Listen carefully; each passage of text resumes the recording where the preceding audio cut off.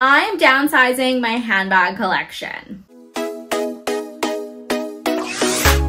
Hi guys, welcome back to my channel. My name is Celesta. We talk about all things luxury shopping and handbags.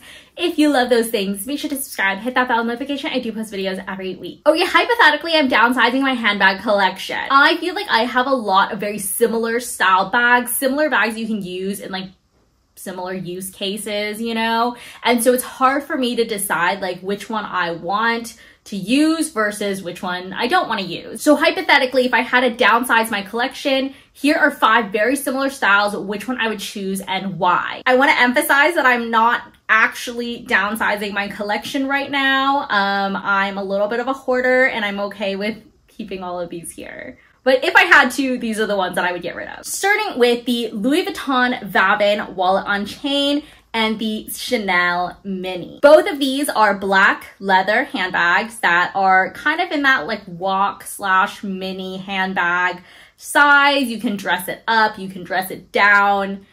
Which one should you keep? I feel like these two bags have very different use cases, even though I have both. And this is because I have both. But this I usually use if I'm like going out, if I know it's gonna rain, like things like that. This is a little bit more of a carefree bag compared to this one where it's really delicate. I know I don't want to get it scratched. I don't want it to rain, you know, all of this stuff. So if there's any chance that this is gonna happen, I usually get this bag. However, I understand you don't need both. Even I'm like, I feel like I don't need to keep both, but if I could only keep one, I would choose the Chanel Mini simply because of how difficult this bag is to get.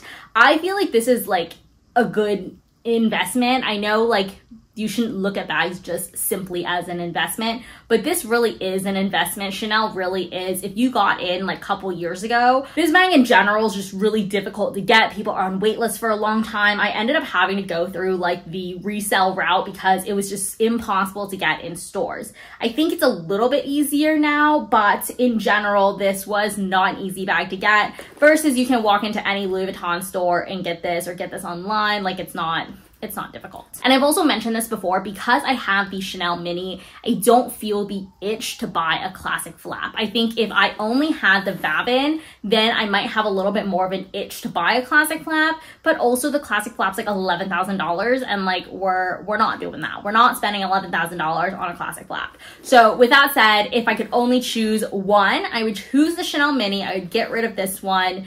But I'm kind of glad I have both because I feel like I use them for different use cases. Moving on to the Raffia bags. Again, I said this before, I think I have a whole summer bag video and I have emphasized that you do not need both. Honestly, if it wasn't for this elephant, if it wasn't for the fact that this bag had an elephant on it, I would say go with the affordable option. This is the Paris 64. This is actually pretty seasonal. I feel like they took it down around like fall, winter, and then they only just like re-released it around like spring, summer time.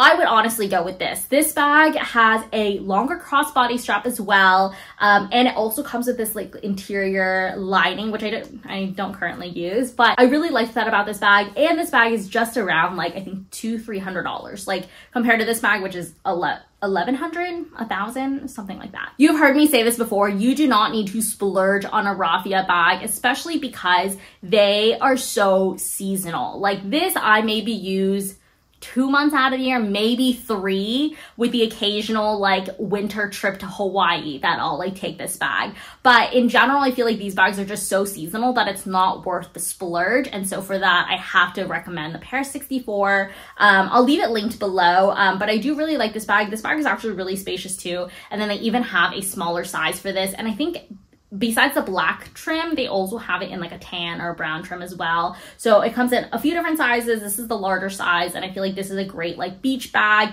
farmer's market bag, you know, things like that. Moving on to the next bag. I honestly can't believe I got both, and I think I made a video comparing the two. If I didn't make a YouTube video, I for sure made a TikTok comparing the two. They're both white and tan. They're basically just like reverse, and they're both canvas. The Celine is coated canvas versus the Loewe is just not. So I feel like this one is a little bit more delicate than the Celine.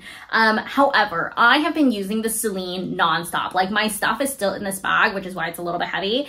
And I just like, this is my grab and go bag all of a sudden. I usually don't have a grab and go bag, but all of a sudden this bag became my grab and go bag.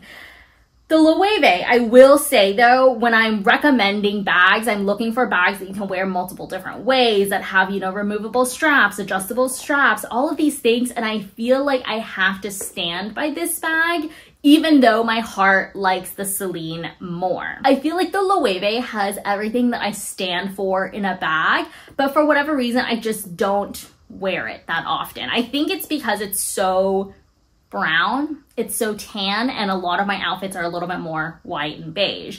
But with the Loewe, I do really like that you can have a removable strap. This strap you can take off. I do wish that this was adjustable, but you know, not the end of the world. This bag also has these little pins that you can push in so that you can either take off this strap and attach a longer strap, or you can wear both straps at the same time. And so I really like the functionality of this bag. However, if it comes down to which bag I'm using more, it's the Celine Ava. I think this bag just matches a lot more outfits, and it's just a lot more carefree because of the coated canvas.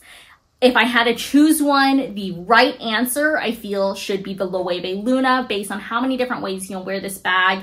However, my heart likes the Ava, so we will be keeping the Ava. Moving on to canvas tote bags. I have made quite a few videos about the Dior book tote, and I think that the sentiment is still the same. This bag is just not very practical. This bag also retails, I think, like $3,500 now, $3,400. So it's quite expensive for what it is. It doesn't have interior lining. It's literally just a fabric bag. And for whatever reason, it's really heavy for being just a fabric bag. However, this bag from Pelen, this is the new tote. This is new. But this is the seam in the canvas version.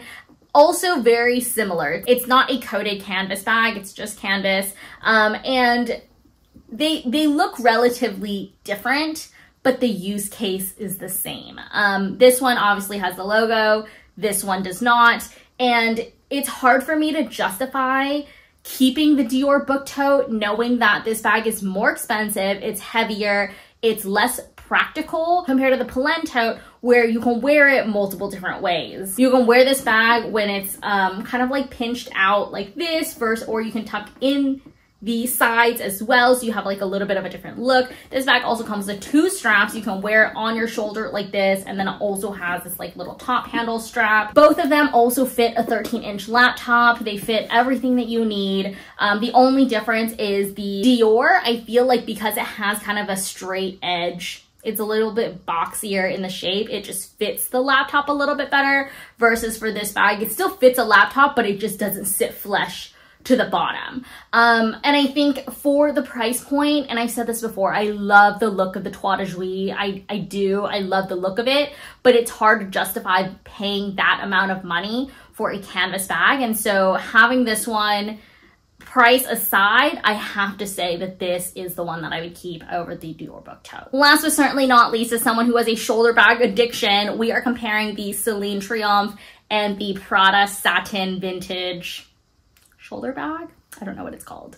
I use both. Don't get me wrong, I use both. And I think that this one I use a little bit more as an everyday bag, versus this I almost use, there's 2 occasions for this bag. This is a very casual outfit. Like I'm wearing leggings and a workout top and I grab and go this bag, or I dress it up with almost like a Y2K dress, like that kind of vibe, because obviously this is a vintage bag. However, because that this bag is satin, it's a lot more carefree than I thought. I really throw this bag around. I actually left this bag at a restaurant one time and I came back for it and she was fine. Like this bag is a bag that I really like just grab and go. And it's just really lightweight. It's just easy to carry. It's easy to use. It stays on your shoulder. It's easy to travel with. I really don't have to baby this bag, versus this bag I've mentioned is a fingerprint magnet. I do, however, like the adjustable strap for this. This also has an adjustable strap, but it's not very adjustable. Both of them don't have a removable strap. You can tuck in the strap and wear this more as like a clutch, but I don't think I've ever done that. This bag, however, you can't really do anything with the strap. The strap just stays there. And this bag in general is less carefree than the Prada. You have the big metal buckle here, so I feel like this, if you're not careful, can get scratched really easily, and this bag is a fingerprint magnet. However, if you turn the bag to the side, you can really see the size difference in the bag, which is why I have to choose the Celine. This bag, I think you can still use as an evening bag, you can use an everyday bag, but it just fits a lot more than the Prada. The Prada barely fits your phone. It kind of fits your phone, but I usually just hold my phone if that's the case. If it's my sunglasses, maybe a small bottle of hand sanitizer and a flat card holder. Not even like a regular like flap card holder, like a flat, like paper thin 2 credit card holder. Versus this, I really don't have to worry about fitting everything into this bag because I feel like for the most part, this bag fits quite a bit.